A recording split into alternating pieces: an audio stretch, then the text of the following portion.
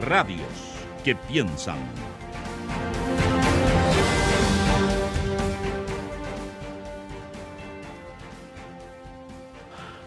Son las 8:37, vamos a empezar inmediatamente nuestro panel de conversación, pero permítame un minuto para sumarme a las condolencias por una noticia que ha golpeado muy fuertemente en general al mundo sindical, al mundo vinculado con el trabajo y también a la Fundación Sol, porque Valentina Doníez, fundadora de la Fundación Sol, una investigadora además que no solamente hizo una gran contribución en el estudio de proyectos de ley, de políticas públicas y en el debate público, sino que también se hizo parte muchas veces directamente en el apoyo a sindicatos y otras organizaciones afines. Falleció el día de ayer en la mañana luego de una enfermedad larga e ingrata que finalmente fue imponiendo sus términos. Bueno, la conmoción que el fallecimiento de Valentina ha provocado en el mundo sindical, yo creo que da cuenta de la valía de su tarea. Yo obviamente acá nos golpea un poquito más fuerte porque la conocíamos personalmente, quiero llegar hasta ahí, pero además decir que fue entusiasta, panelista, estable, columnista de nuestro medio de comunicación.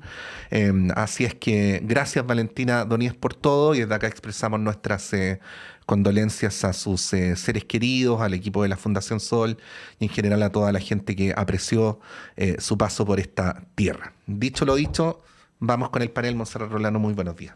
Buenos días. Sí, me sumo a las condolencias. Además, una mujer muy joven, que lamentablemente se fue muy joven. Sí, muy antes de joven. tiempo. Bueno, queremos saludar a nuestras panelistas esta mañana. En primer lugar, a la académica del Instituto de Vivienda de nuestra universidad, militante de Comunes, Valentina Saavedra. ¿Cómo estás, Valentina? Bienvenida, muchas gracias. Hola, muchas gracias a ustedes y también me sumo a las condolencias a todo el mundo cercano a Valentina. Ha sido una noticia muy triste para toda la gente relacionada al mundo sindical y a los movimientos sociales que trabajaron con ella, así que Sí, me pues. sumo ahí también a los saludos y las condolencias a su familia, a sus amigos. Sí, además fue una situación que se manejó con mucha reserva, así es que a muchas personas les sorprendió lo que finalmente hubo que dar a conocer el día de ayer. Bueno, y saludar y darle la bienvenida por primera vez a este panel a la ex intendenta de la región de Atacama y actual tercera vicepresidenta de la Democracia Cristiana, Alexandra Núñez, a quien saludamos y por supuesto le damos la bienvenida a este panel. Muchas gracias, Alexandra, por estar acá y por sumarte a esta conversación. Hola, buenos días Patricio, Montserrat y también a Valentina. En esta fría mañana, bueno, muchas gracias por la invitación y súper expectante de cómo va a ser mi rol hoy día. Y bueno, también sumarme a los sentimientos de pesar que tienen en este momento por la desaparición de una persona súper valiosa, digamos, en el debate de la contingencia nacional. Así que eso. Sí. Bueno, para hacer justicia, vamos a decir que Alexandra Núñez es Alexandra Núñez Zorich, así que vamos a mencionarla también con sus dos apellidos. Monse. Sí, bueno, darle la bienvenida a Alexandra, que primera vez que nos acompaña en este espacio. Yo quiero partir con un tema que hace rato que no hablábamos, del tema salud, ¿no? La crisis que se vive acá en nuestro país producto de los virus respiratorios, los bebés, los lactantes que han fallecido, que hasta el día de hoy han sido 6.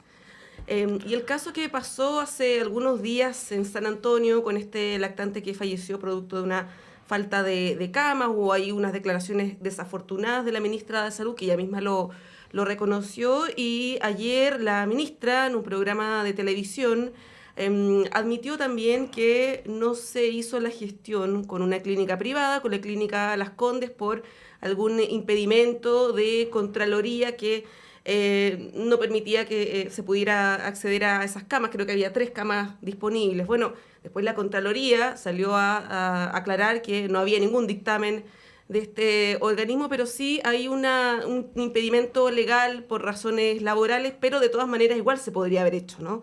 De haber utilizado esta cama.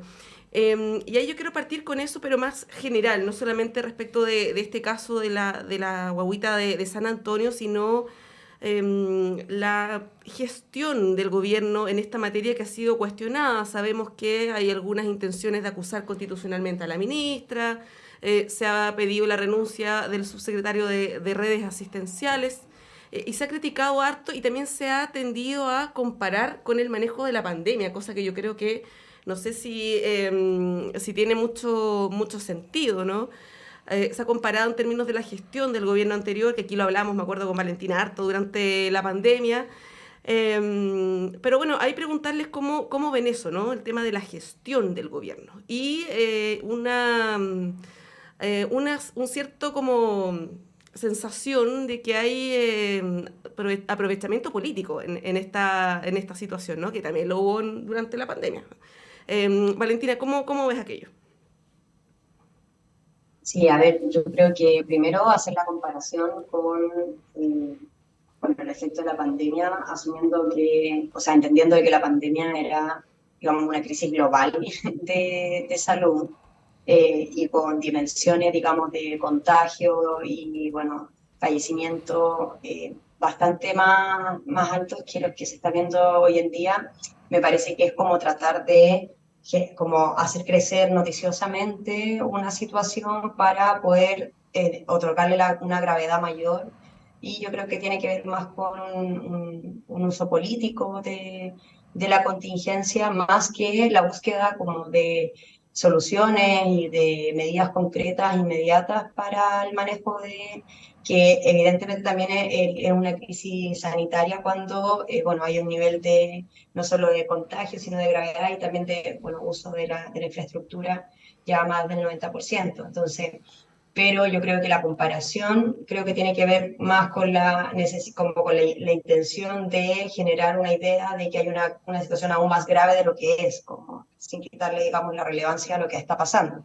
Ahora yo creo que de todas maneras el manejo, o sea, creo que han habido efectivamente algunas descoordinaciones y yo creo que también ahí me parece que incluso como comunicacionalmente me parece que la ministra no ha estado como del todo en lo correcto, porque creo que este tipo de situaciones es súper importante de otorgar la mayor claridad posible desde todos los frentes, porque las confusiones van generando algún nivel de incertidumbre. La incertidumbre en este tipo de situaciones genera como una mayor estado como de temor en la población, sobre todo además porque esto es, o sea, un virus que está atacando principalmente a niños, niñas, y eso de alguna manera genera un nivel de sensibilidad mayor.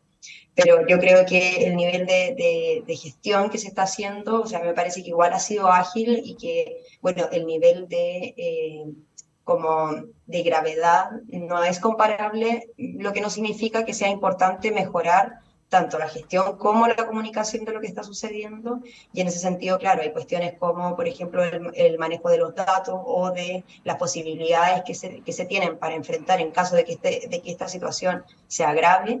Creo que son fundamentales y pareciera ser que no se manejan 100% del todo. Yo creo que ahí hay que ponerle un poquito de acelerador a poder tener las medidas preventivas y las medidas, digamos, como una especie de plan B en caso de que de que el virus siga expandiéndose. Sí, bueno, nosotros comentábamos que estamos en una circunstancia que es bien ingrata, que hay una baja calidad del debate político, hay mucho afán de sacar provecho de la coyuntura, creo que a veces uno ve incluso un poco de deshonestidad en la argumentación y por eso, Alexandra, Valentina, cuesta hacer distinción entre la crítica justa y la crítica injusta, ¿no? Pero al menos decir que ayer quedaron en evidencia algunas cosas que son preocupantes. Primero, que la ministra va a la televisión a dar una entrevista para referirse a un desliz comunicacional anterior e incurre en otro, ¿no?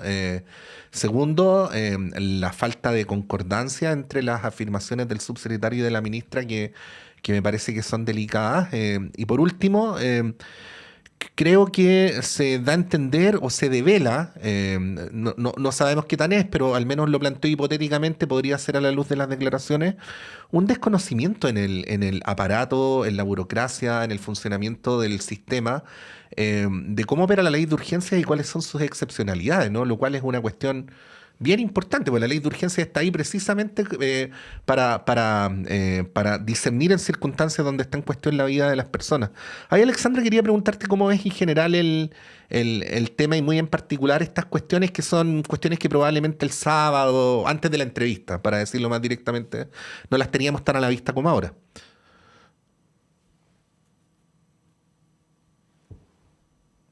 Disculpa, Sí. estaba muteada.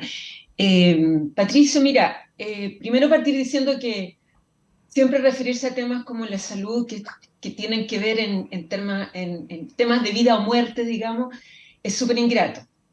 Yo creo que Chile, los funcionarios de la salud, en términos generales y particulares durante la pandemia, quizás fueron más allá de lo ingrato que fue las cifras de fallecidos que tuvimos, siempre ha dado muestras de estar muy bien entrenado, muy bien capacitado, y digamos la respuesta que hubo frente a la pandemia yo creo que lo demostró, más allá de las cifras tremendas de fallecidos que tuvimos, digamos.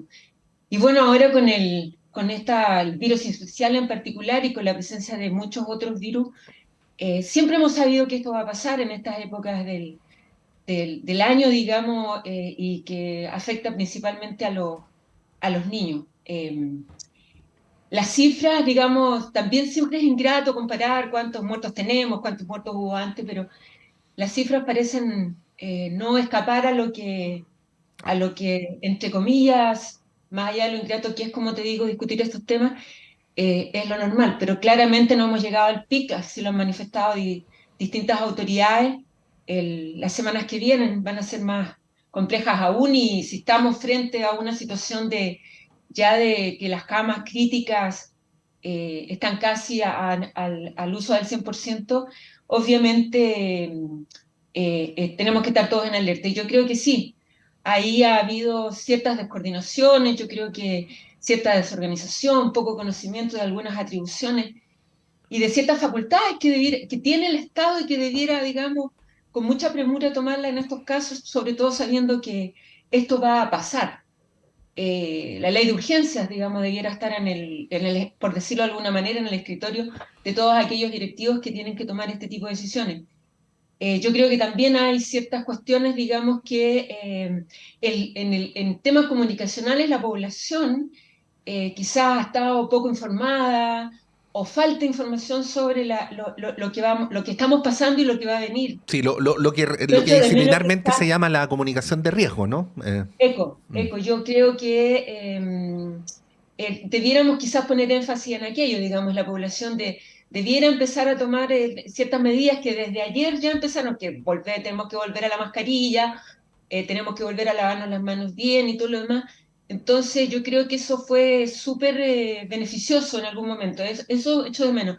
Y lo otro que sí, claramente yo creo que hay ciertas descoordinaciones, yo creo que no se ha tomado las alertas pertinentes, y también, por decirlo de alguna manera, aunque sea ingrato, como te digo, yo que estoy en regiones, que vivo, digamos, lejos de la región metropolitana, también hay eh, ciertas situaciones que ya están instaladas desde hace rato y sobre las que no se han tomado acciones, que es que, por ejemplo, nosotros en la región de Atacama no tenemos director del Servicio de Salud que, digamos, ya oficial, nombrado, y que permita, digamos, que estas cuestiones de autoridad y quién está a cargo estén claramente definidas. Por eso te digo, yo creo que hay ciertas cuestiones administrativas que son súper importantes y que toman mayor relevancia en estos momentos de la emergencia. Así que, bueno, y desgraciadamente también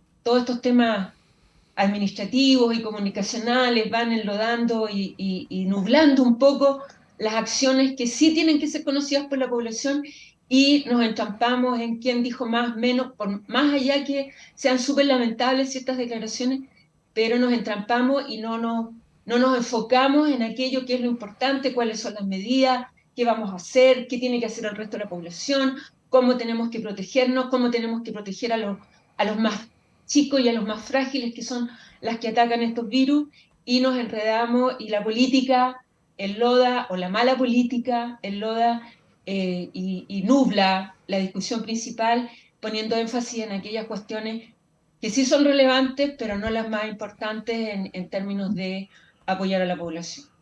Sí, bueno, a propósito de las descoordinaciones, se ha escrito en la prensa respecto de una supuesta mala relación entre el subsecretario Arauz y la ministra de Salud, lo que no sé si será tan así, pero por lo menos hay miradas distintas, ¿no? Uno escucha al subsecretario y dice A, la ministra dice B, la subsecretaria de Salud Pública también no está muy alineada, y yo la escuchaba mientras estaba en otro canal y claro, se ve como hay un poco de confusión, de descoordinación, entonces eso es algo que evidentemente hay que mirar. A partir de hoy entiendo va a haber un reporte diario parecido a los que había por el COVID respecto de la situación sanitaria con los virus respiratorios que afectan no solamente a los más pequeñitos, sino que también a los adultos mayores. Sobre 60 años son virus que pueden ser letales, así que es algo bien importante que vamos a estar ahí observando de cerca.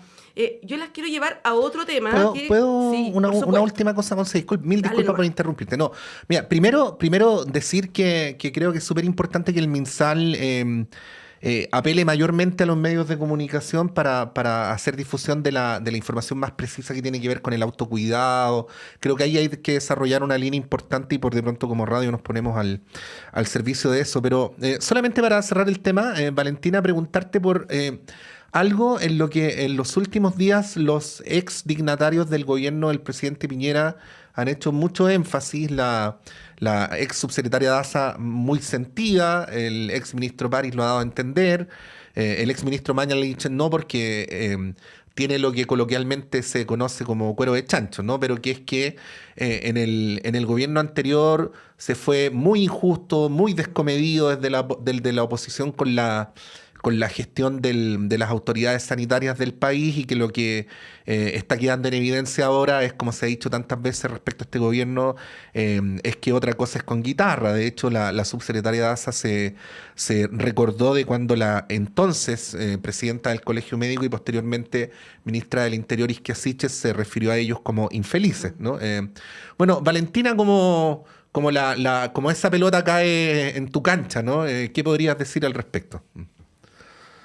Evidentemente otra cosa con guitarra, pero también creo que son contextos distintos y como virus distintos. O sea, creo que no es secreto para nadie que cuando el virus del COVID llegó a Chile ya llevábamos meses de noticias de la repercusión que estaba generando bueno, desde China, pero sobre todo como el efecto que tuvo como en el sur de Europa y la tragedia que estaba significando aquello y por lo tanto como las medidas que se podían haber tomado. O sea, yo también, así como se recuerdan esos dichos de la ex ministra Siches, también se podría haber recordado que ella alrededor de enero, febrero, sugirió comenzar con las cuarentenas preventivas y cuando llegó el COVID fue la primera en decir de que tenía que haber restricciones de movilidad y no se le tomó en cuenta y de hecho el ministro de Educación de ese entonces llamó a seguir yendo a clases porque no se iban a suspender en la medida en que no hubiesen medidas concretas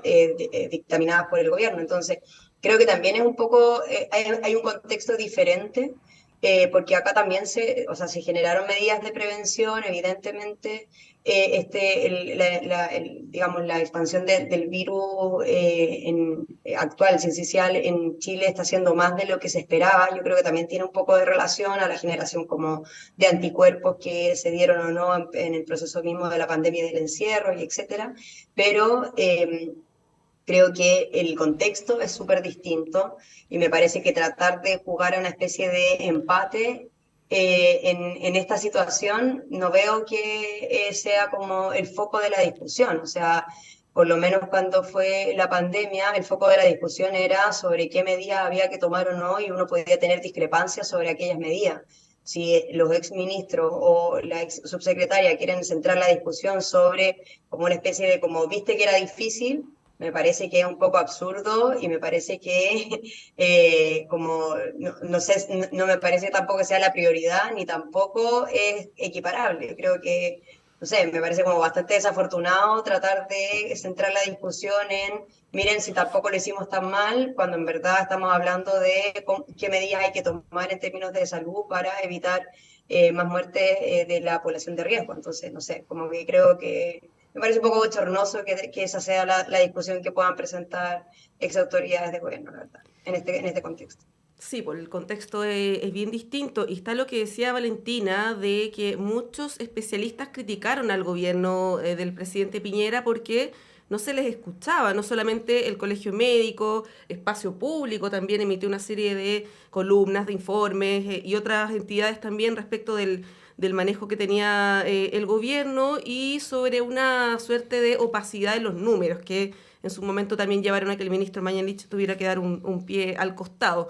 Por lo tanto, claro, uno se acuerda de repente de las cosas buenas, la campaña de vacunación, cosas que fueron muy positivas y efectivas en el gobierno anterior, pero también hay que recordar esa otra parte porque la memoria a veces es frágil. Bueno, les quiero dejar planteado el otro tema antes de irnos a la pausa, que de alguna manera se vincula con esto porque esta semana van a presentar las bancadas de oposición la acusación constitucional contra el ministro de Educación, Marco Antonio Ávila.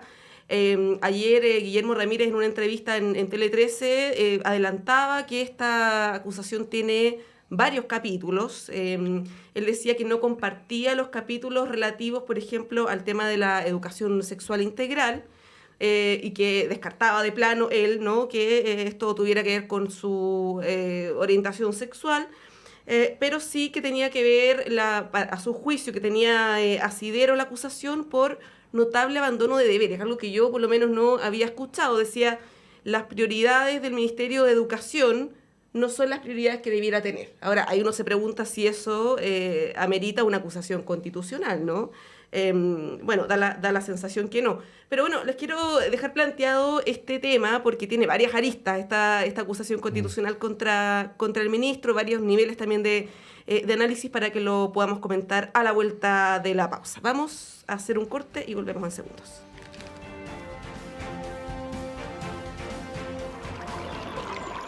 Aguas Trayén o Cascada en Mapudungún es la mejor agua purificada con tecnología de última generación. Para más información, visite su página web www.aguastrayen.com.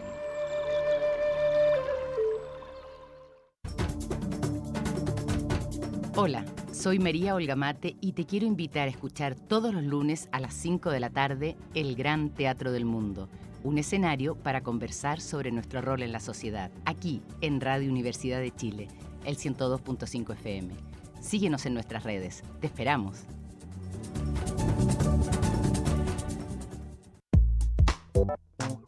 En Radio Universidad de Chile queremos invitarlos a escuchar de lunes a viernes a las 10 de la mañana Semáforo, un espacio del Departamento de Prensa de la Radio que Piensa para encontrarnos con quienes están transformando el mundo desde la cultura y la sociedad civil. Conversaciones sobre nuestra ciudadanía y sus expresiones y desafíos de lunes a viernes a las 10 de la mañana en Semáforo de Radio Universidad de Chile. Conduce la periodista Antonella Esteves.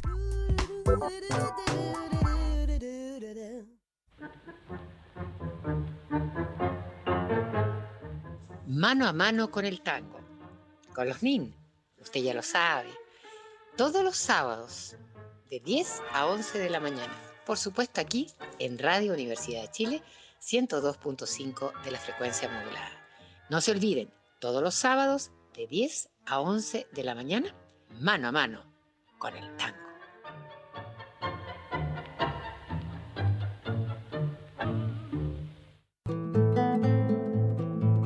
Hola, soy Luis Mesina y les quiero invitar a todos y a todas para que sintonicemos todos los días viernes de 16 a 17 horas en Radio Universidad de Chile el programa Debate Social, donde estaremos discutiendo, debatiendo, conversando con amigos y amigas sobre la realidad nacional, especialmente del mundo social. Así que quedan todos invitados e invitadas a escucharnos.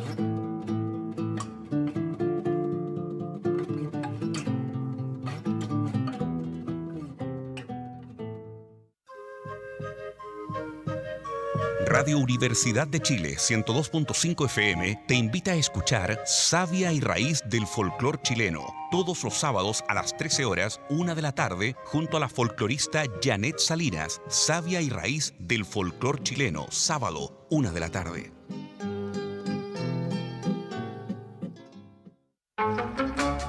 Radio Universidad de Chile le invita los lunes a las 21 horas a buscar en conjunto el bello sino. Una conversación musical para encontrar las buenas señales, para volver a creer en un país digno, para buscar un mejor destino, para buscar un bello sino. Un programa creado y conducido por Argos Geria. Bello Sino, lunes a las 21 horas en la radio que piensa.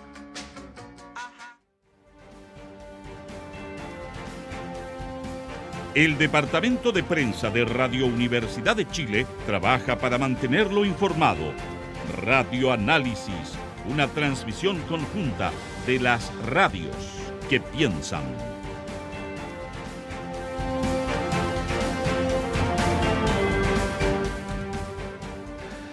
Ya, son las 9:03, estamos con Montserrat Rolano, estamos en el panel de esta mañana y también, por supuesto, recordarles, porque Tania nos lo recordaba antes de la pausa, que hoy a las 12 del día vamos a transmitir, porque no lo habíamos hecho hasta ahora, el foro sobre las ISAPRES que hicimos el jueves pasado acá en la sala máster de nuestra radio, en donde dialogaron los exministros Emilio Santelices, exministro del presidente Piñera, y el exministro Osvaldo Artaza del gobierno del presidente Ricardo Lagos, sobre lo que está ocurriendo con la salud en general y con las ISAPRES en particular. Así es que muy interesante, a las 12 del día vamos a estar transmitiendo por nuestra radio. Bueno, tenemos acá en el panel a Valentina Saavedra, a Alexandra Núñez Sorich, conversando sobre distintos temas y lo que planteábamos Serrat antes de la pausa, que tiene que ver con la acusación constitucional. Yo tiendo a pensar, pero bueno, ahí les doy la palabra para que argumenten como estimen, que una cosa son las opiniones sobre la educación sexual, otra cosa es el desempeño del ministro, y respecto al desempeño del ministro, una cosa son sus méritos y sus deméritos, y otro, que parece que es un factor que está revoloteando, es el de ciertas discriminaciones a las que estaría siendo, de las que estaría siendo objeto. Por de pronto, ayer en una entrevista en la televisión, el presidente de la Cámara de Diputados, Vlado Mirosevic, tal como lo había dicho acá en la radio, fue categórico en señalar que la acusación contra el ministro estaba basada en la homofobia más que en otras consideraciones. Bueno, en ese contexto, Alexandra, ¿cómo ves el escenario a partir de esta semana? Mira, el tema que se plantea, digamos, en términos que puede ser una acusación que está dirigida o enfocada principalmente en temas de homofobia, yo creo que inaceptable solo pensarlo en estos momentos, digamos. El ministro no debiera ser acusado por aquello, menos nadie en el universo, en el mundo, debiera ser acusado, digamos, por temas que tienen que ver con la vida privada, digamos, con los aspectos personales. Además, se ha mencionado mucho el tema de la acusación constitucional, se descarta que sea por temas homofóbicos, pero se dice que hay otros capítulos, estos no se conocen, por lo tanto, uno no se puede pronunciar en particular sobre aquello. Pero sí yo podría agregar que, como yo vivo en regiones, bueno, y uno siempre habla desde el mundo que ve, desde la ventana de su vida, digamos, y eso obviamente para mí es el territorio, yo podría argumentar en algunos términos que desde mi perspectiva no es satisfactoria la gestión del Ministerio de Educación, del ministro.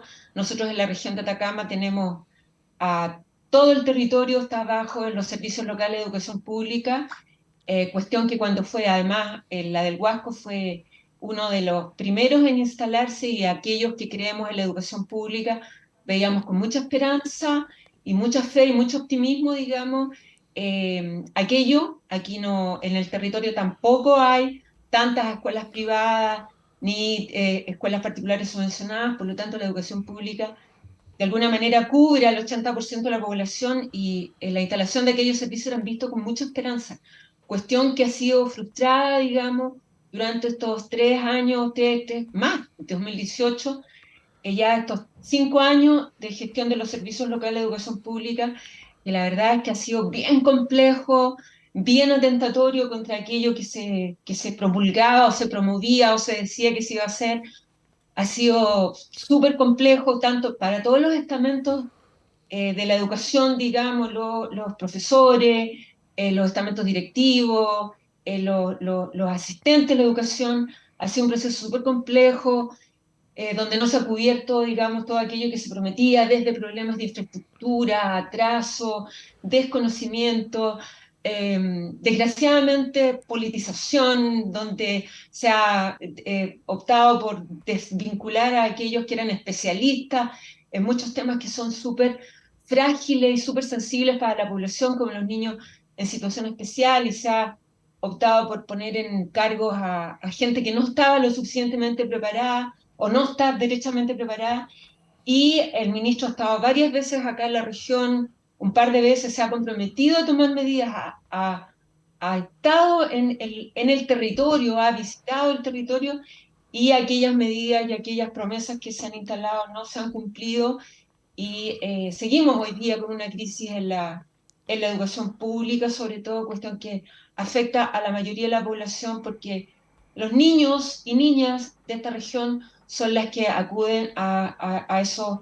Además, los niños y niñas que generalmente también tienen una situación social súper frágil y que dependen en muchísimas ocasiones de no solo de la calidad de los contenidos que se les entreguen en la educación, sino de una infraestructura bien dotada que los cobije, que los abrigue, y también de los servicios que le presten en términos de alimentación y de otros apoyos, ¿tá? Que son súper importantes, sobre todo en estas épocas que son tan frías, ¿ah? Y que son tan atentatorias contra los derechos de los niños. Así que en temas de la acusación constitucional no conozco cuáles son aquellos otros capítulos. Obviamente desecho cualquier cosa que tuviera que ver con discriminación por ciertas cuestiones personales, pero sí desde el territorio en que yo habito me permito decir que no ha sido satisfactorio de ninguna manera la gestión del Ministerio de Educación y todas aquellas áreas y divisiones y departamentos que dependan de eso y que tengan que mejorar y hacerse cargo de las problemáticas que se presenten. Y soy súper clara en plantear que, y la prensa lo ha sabido, ha habido paros de los profesores, y ha habido muchos capítulos, digamos, pero las medidas que se esperan no llegan. Así que... Sí. Alexandra, pero déjame llevarte la contra brevemente. Lo que pasa es que la acusación constitucional no es para dirimir si el ministro lo ha hecho excelente, más o menos, o pésimo. La acusación constitucional es para dirimir si el ministro infringió la Constitución. Sí, yo no soy experta en el tema, pero me imagino que cuando uno dice todas aquellas expectativas que no se han cubierto y todas aquellas obligaciones que de alguna manera definen las facultades que tienen aquellos que dirigen las actividades de los ministerios, qué sé yo, y uno siente que no se han cumplido con aquellas promesas en términos de mejorar la calidad de la educación y mejorar las condiciones en que se desempeñan ciertas actividades, también tienen que ver con abandono de funciones, y eso sí que cubre aspectos constitucionales. Por eso te digo que me permito allegar a aquellas que no sé, no soy experta en el tema, pero me imagino que se relacionan con abandono de deberes y que tienen que ver con aquellas cuestiones y las expectativas que hay en la población. Sí, bueno, este tema decíamos que tiene varias dimensiones. Una de ellas es la acusación que surge a propósito de un programa que sabemos que viene del año 2017, del gobierno de la presidenta Bachelet, donde este gobierno no tiene mucha injerencia. Se hizo una actualización de esto y eso hizo noticia, pero es y bueno, y ahí se empezó a hablar de la orientación sexual del ministro, lo hicieron algunos parlamentarios, el diputado Bobadilla. Yo ayer leía, por ejemplo, un tuit de la diputada Camila Flores de Renovación Nacional que hablaba de las perversiones de este gobierno. Bueno, evidentemente hay un sesgo homofóbico, ¿no? Y yo creo que eso es un hecho por parte de algunos integrantes de la oposición, no del sector. Está este caso que ocurrió en Talcahuano, si no me equivoco, ¿no? De esta supuesta charla, que hay un medio de comunicación que desinformó sobre una supuesta charla en un colegio que finalmente fue un operativo de salud. Bueno, ambas cosas son totalmente, ya fueron desmentidas, por lo tanto, en ese caso no se sostiene la acusación. Y viene un tercer elemento, que es lo que mencionaba ayer el diputado Ramírez, de notable abandono de deberes por que el ministro Ávila estaría priorizando ciertas áreas que a juicio de él no corresponden y estaría abandonando otras que son esenciales. Ahora, después de la pandemia, de escuelas que estuvieron cerradas durante años, y el ministro lo ha dicho así, ¿no? Una de las prioridades de este gobierno ha sido hacer que los niños vayan a clases, algo tan básico y elemental como eso, disminuir el ausentismo escolar. Y partiendo de ahí, es una situación tan compleja la que se vive en la educación, y ahí, bueno, Valentina también como expresidenta de la FECH podrá dar cuenta de la crisis que vivimos en educación y que evidentemente con la pandemia eso se incrementó mucho. Entonces, en un año, 2 meses tampoco se puede esperar que se solucione muchas de las situaciones complejas que tenemos en educación. Y ahí está un poco lo que hablábamos en el bloque anterior, ¿no? De poder discernir cuáles son las apreciaciones críticas justas y las injustas, ¿no? Y que también pasa, creo que en este caso. Ahí, Valentina, ¿cómo observas eso? Por un lado, la acusación con estos tintes un poco conservadores e incluso homofóbicos, y por otro lado, el tema de la gestión del Ministerio de Educación, perdón.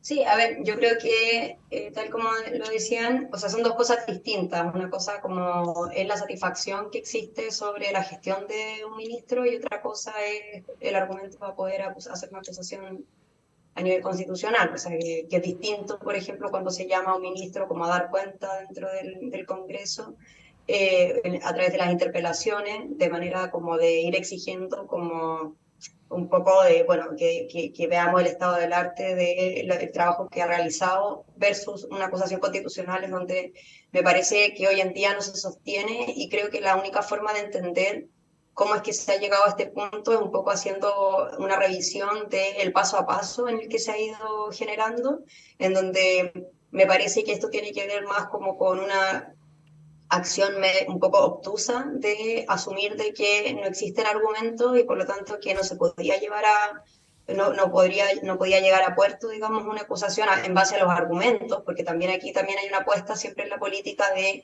juntar los votos a pesar de que argumentativamente no se sostenga. Y yo digo en el paso a paso porque la verdad es que esta acusación comienza con a partir de, digamos, la publicación de la guía de educación sexual, pero, o sea, es básicamente una guía sobre como la identidad de género y etcétera, que, bueno, luego que se argumenta de que no se sostiene, hay una discusión también entre las bancadas como de cuál es la acusación que se va a llevar a cabo, y por lo tanto como hay una idea más como fija de hacer una acusación, más que una razón que genera la idea de hacer la acusación luego de que se cae el procedimiento o el argumento a partir de la guía de educación sexual, porque cuando se cae es como que un poco la reacción de las bancadas de derecha es como, bueno, y ahora entonces, ¿qué argumento generamos para seguir sosteniendo la acusación? En vez de asumir mira, en verdad el argumento que nos había motivado a hacer la acusación ya no se sostiene, entonces debiésemos desistir de ella. Y en eso, bueno, se han ido como generando como un montón de cuestiones que además una no se sostiene tras la otra. O sea, ahora ya incluso están diciendo de que, bueno, hay problemas porque no se ha cumplido el programa, cuando la verdad el gobierno va a la mitad de su gestión, y además, cuando se ha acusado, digamos, desde la oposición a un gobierno porque no cumple a cabalidad todos los puntos del programa. O sea, creo que no tiene ni un sentido como en términos argumentativos, por ejemplo, hoy también sale la idea de que, bueno, faltan a sus deberes porque no han aplicado la ley Aula Segura, y es como, o sea, eso no es una falta constitucional, es una diferencia política. Entonces, creo que hay una cuestión media absurda en esto, pero no creo que sea solo como un absurdo de la situación, sino que yo creo que está muy relacionado incluso con lo que hablábamos antes. Yo creo que hay como una caída de nivel, digamos, del debate político, en donde en vez de generar instancias de debate político, de enfrentar las diferencias, de entregar argumentos de cada lado, del por qué cada una de las propuestas que se plantea de cada uno es la mejor solución ante una situación, en vez de eso se empieza a generar forma de o intentos de vetos de distintos actores políticos, adjudicándole cuestiones que a lo mejor ni siquiera tienen como base de aquello. Entonces, a mí me parece que esto como que, bueno, es parte como de este gran ciclo de legitimación, no sé si de legitimación es la palabra, pero como de bajo nivel de la calidad de nuestro debate político y de nuestra política en general, ¿no? O sea, a mí me hubiese gustado más que la derecha dijera como, mira, nosotros estamos viendo esto es lo que está pasando como con la educación, creemos que estas son las estrategias que hay que seguir, invitamos al ministro a conversar porque tenemos propuestas concretas que ofrecer, y que creemos que tenemos que usar este tipo de mecanismos y empujar y quizás como proponer leyes, normas, programas, etcétera, no lo sé.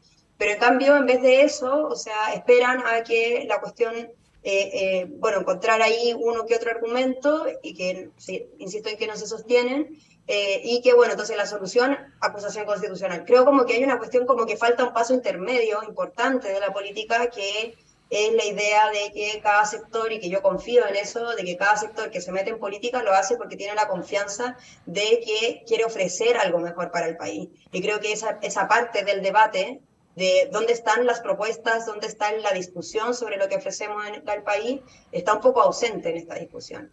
Y yo creo que eso se está reflejando mucho en esta coyuntura en particular. Sí, bueno, simplemente decir al final que probablemente en términos políticos y comunicacionales la principal debilidad de la acusación es la que describía Monse, ¿no? Que esta acusación surgió por la agenda de género a partir de una publicación del Mercurio, cuando se explicó que la publicación del Mercurio estaba basada sobre premisas equivocadas. Apareció el tema de Talcahuano, el mismo alcalde de Talcahuano le quitó el piso a aquello. Y fue crítico con su sector. Y fue crítico con su sector, y ahora hay un tercer momento donde la oposición está buscando los motivos, ¿no? Entonces, por lo menos públicamente aparecería como que se está tratando de llevar una acusación a toda costa, independientemente de que las motivaciones originales, y no solo las originales, sino las secundarias también se han ido derribando. Bueno, como decía Alexandra, cuando tengamos el texto de la acusación vamos a poder analizarla en su justo mérito.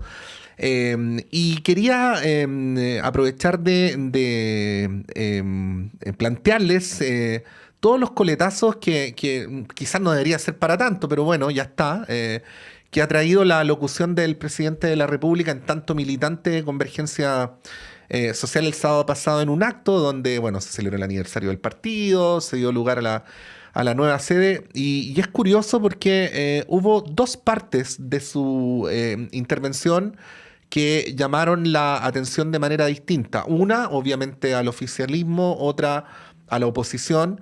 Lo que llamó la atención del oficialismo era este llamado a que el Frente Amplio avanzara hacia un partido único, que más allá de que apela, y ahí se lo planteó directamente Valentina al Frente Amplio en el sentido de que tendría una historia común y que sus diferencias serían más bien de matices que doctrinarias, podría ser también extensible a otros sectores en la medida que en general el rumbo de la política y de la institucionalidad parece ir en la línea de tener menos partidos y más grandes, ¿no? Y esa pregunta que probablemente para el Frente Amplio tiene menos complejidades, lo digo hipotéticamente, ¿cómo podría hacerse en el caso de partidos que tienen una larga tradición y que eventualmente no alcancen el porcentaje mínimo para pervivir en el sistema político, como Alexandra directamente la democracia cristiana, ¿no? O sea, digo, si en algún momento se establece un piso del 4% y la democracia cristiana no lo alcanza, ¿no? ¿Cómo se enfrenta ese desafío sabiendo que puede haber al lado o alrededor partidos igualmente chicos, pero que tienen una tradición súper fuerte, como por poner un ejemplo el Partido Radical, ¿no? Eso por un lado. Y por el otro lado, esta alocución que hizo el presidente a que la rebeldía era propia de los militantes de izquierda y que por lo tanto correspondía tener rebeldía en el gobierno, y además esta afirmación de que frente a la irrupción de la ultraderecha nosotros decimos estamos aquí, lo cual fue criticado porque, según sectores de la oposición, el presidente se manejaría como con dos agendas, ¿no? Una para contentar a su electorado más de izquierda y otra para contentar a sectores más moderados. Bueno, todo esto resumido en una frase del diputado Alessandri que dice que a veces el presidente se levanta como Felipe González y a la hora del almuerzo se cree el Che Guevara, ¿no? Bueno, ese es son los dos puntos que quería mencionarles para saber cómo los ven. Me faltó Valentina. la frase del 38%. Ah, sí, ¿cómo era esa? Que dijo el presidente, no recuerdo cuál fue el calificativo que puso, pero eran dos cosas como con orgullo y contradictorias. escosor. Eso, orgullo sí, y escosor. Eso. Sí. Valentina. Sí, a ver, para no tomarme mucho tiempo, o sea, sobre lo del partido único, bueno, eso es una discusión que se ha estado generando hace ya un buen tiempo en el Frente Amplio, sobre la posibilidad y la necesidad. Y bueno, ahí hay diferentes posiciones y yo creo que lo que está haciendo el presidente es tratar de tironear y apurar, digamos, una decisión que yo creo que es importante y yo por lo menos la secundo. O sea, no sé si importará mucho mi opinión en estos momentos para estas decisiones, pero a mí me parece que, o sea, la idea de generar un partido único en el Frente Amplio me parece que es una idea madura y una idea también que responde a el contexto actual en la política en Chile. O sea, yo creo que no tiene un sentido como en términos como de burocracia, en términos de calidad de la discusión política, en el fortalecimiento de una ala progresista y de izquierda dentro del escenario político. Yo creo que todo llama un poco a unificarse y a enfrentar, evidentemente tenemos algunas diferencias dentro, no solamente entre los partidos, sino dentro de los partidos, y pareciera ser que hay más viabilidad de resolverlas o convivir con ellas en un solo organismo, ¿no? Y a mí me parece que también tiene que ver un poco con el contexto general, ¿no? Como, o sea, creo que ya no estamos en la situación en donde hay un giro hacia el progresismo dentro del país, en donde hay más posibilidades de discutir sobre los matices que existen, sino que yo creo que también hay que aceptar de que también estamos en un momento un poco más defensivo, en el que hay un giro hacia la derecha, no solo en Chile, sino que en muchos países del mundo, y por lo tanto estar perdiendo el tiempo en pequeñeces, creo que no es el momento en el que, o a veces no son pequeñeces, pero a veces son cuestiones que son de una avanzada, o sea, de un estadio más avanzado en la política hacia el progresismo que en el que no estamos, o sea, y yo creo que lo que hay que pensar es que uno hace partidos para el país, no el partido por el partido, ni el partido para uno mismo. Entonces, yo creo que en ese sentido tiene más lógica lo del frente, o sea, lo de un frente amplio unificado. Y bueno, yo creo que lo que si a la derecha le provoca algo de escozor, como que el presidente hable de que se quieren cambios estructurales, yo honestamente como que creo que a mí no me llama la atención de que un debate, un discurso así se presente. Hay que entender también de que era un discurso para la militancia de su partido, pero también, o sea, la campaña presidencial nunca escondió los anhelos que tiene el Frente Amplio en general, Convergencia Social en particular, y por lo tanto como empezar a sorprenderse ahora porque el presidente tenga un discurso de izquierda cuando nunca se ha escondido de que es una persona de izquierda.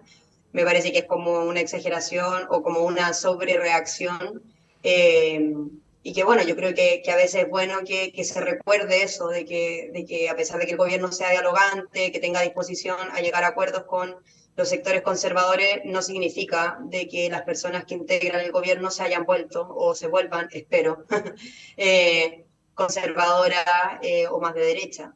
Yo creo que es distinto tener disposición al diálogo a tener una renuncia ideológica. Creo que eso es importante que lo sepa la oposición y bueno, todo el oficialismo, obviamente. Alexandra. Bueno, en alusión a lo que pasa en el Partido Demócrata Cristiano, obviamente nosotros hemos tomado nota, digamos, de que claramente los resultados electorales de las últimas elecciones ya no han sido favorables al Partido Demócrata Cristiano y que obviamente estamos en una situación bien compleja en términos de a futuro si no somos capaces de conseguir cierto estándar que ofrece que hoy día, digamos, se están proponiendo, incluso en el tema de esta como ley de transición, digamos, o normas de transitoria, claramente tenemos riesgos de desaparecer. Así que esa es una cuestión que claramente está en el tapete de la discusión del Partido Demócrata Cristiano. Nosotros además ya el año pasado estamos en estado congreso.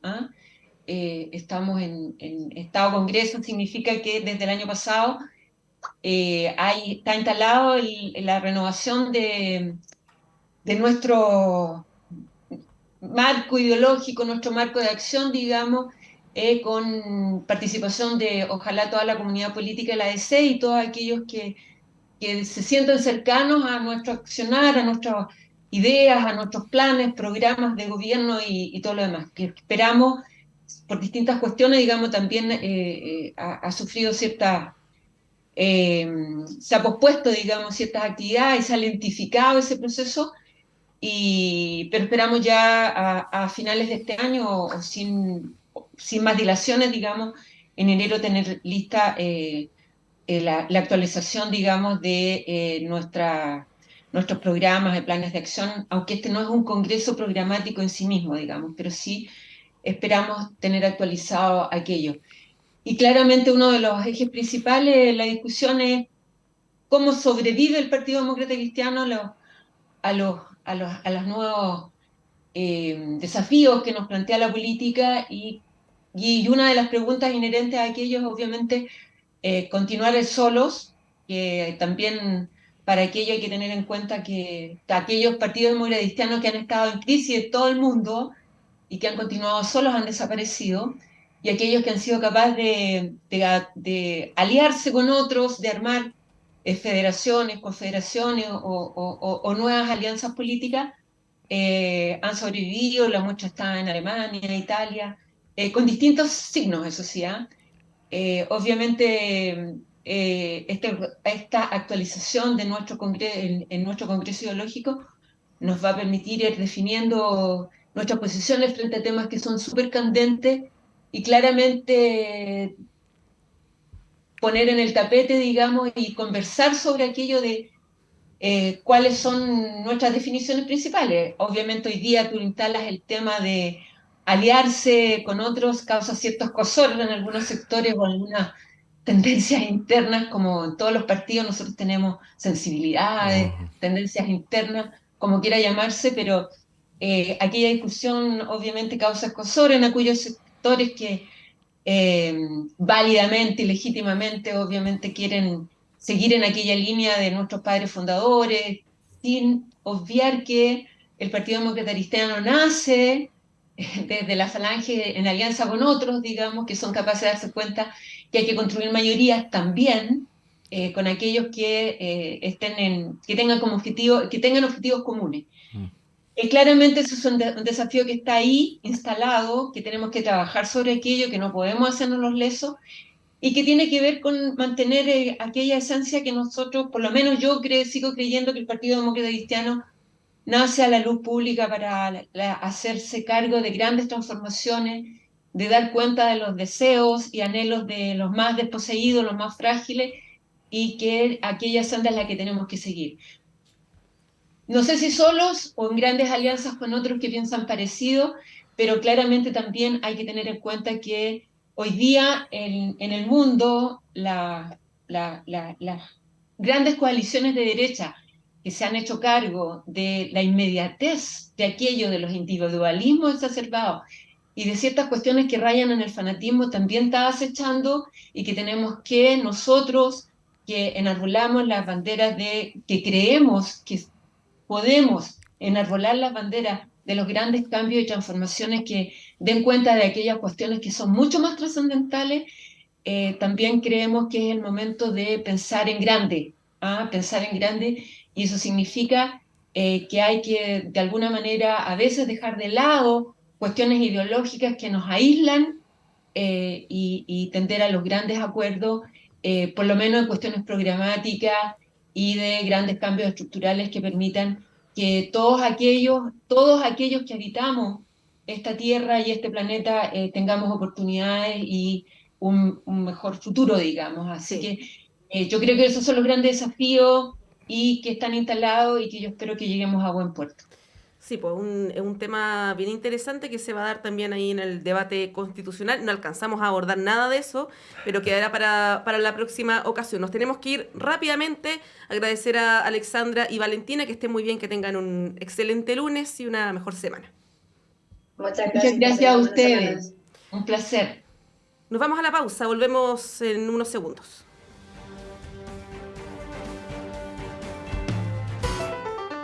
Conciencias